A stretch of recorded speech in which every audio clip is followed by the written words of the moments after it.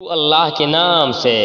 جو بڑا مہربان نہایت رحم والا ہے۔ اور ہم نے لوط کو بھیجا جبکہ انہوں نے اپنی قوم سے فرمایا کہ تم ایسا فحش کام کرتے ہو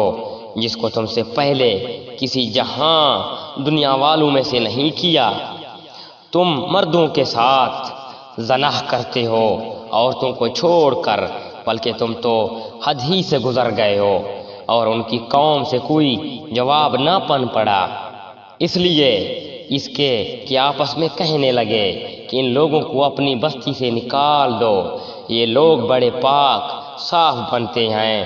سو ہم نے لوط کو اور ان کے گھر والوں کو بچا لیا، اس لیے ان کی بیوی کے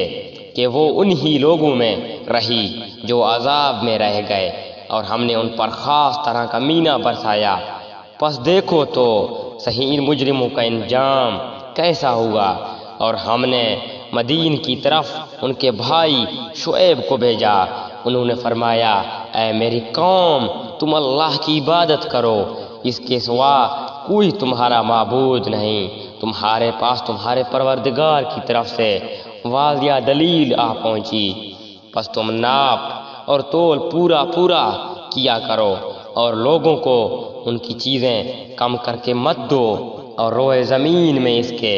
بعد کے اس کی درستی کر دی گئی، فساد مت پھیلاؤ، یہ تمہارے لیے نفع ہے اگر تم تصدیق کرو۔ اور تم سڑکوں پر اس غرض سے مت بیٹھا کرو کہ اللہ پر ایمان لانے والے کو دھمکیاں دو، اور اللہ کی راہ سے روکو، اس میں کجی کی تلاش میں لگے رہو، اور اس کی حالت کو یاد کرو جبکہ تم کم تھے، پھر اللہ نے تم کو زیادہ کر دیا، اور دیکھو کہ کیسا انجام ہوا فساد کرنے والوں کا۔ اور اگر تم میں سے کچھ لوگ اس حکم پر جس کو دیکھ کر مجھ کو بھیجا گیا ایمان لے آئے، اور کچھ ایمان نہیں لے آئے،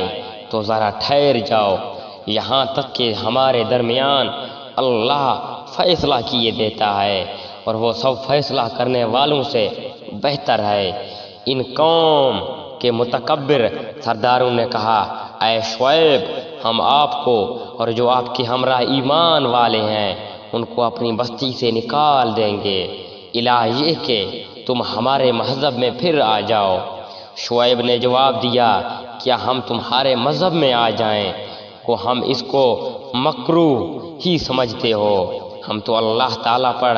بڑی جھوٹی تہمت لگانے والوں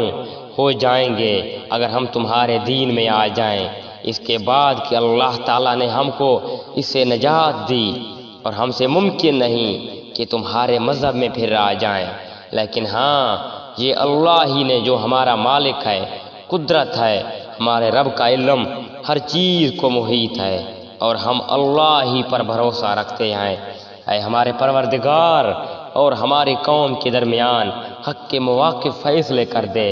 اور تو سب سے اچھا فیصلہ کرنے والا ہے۔ اور ان کی قوم کے کافروں سرداروں نے کہا اگر تم شعیب علیہ السلام کی راہ پر چلو گے تو بے شک بڑا نقصان اٹھاؤ گے۔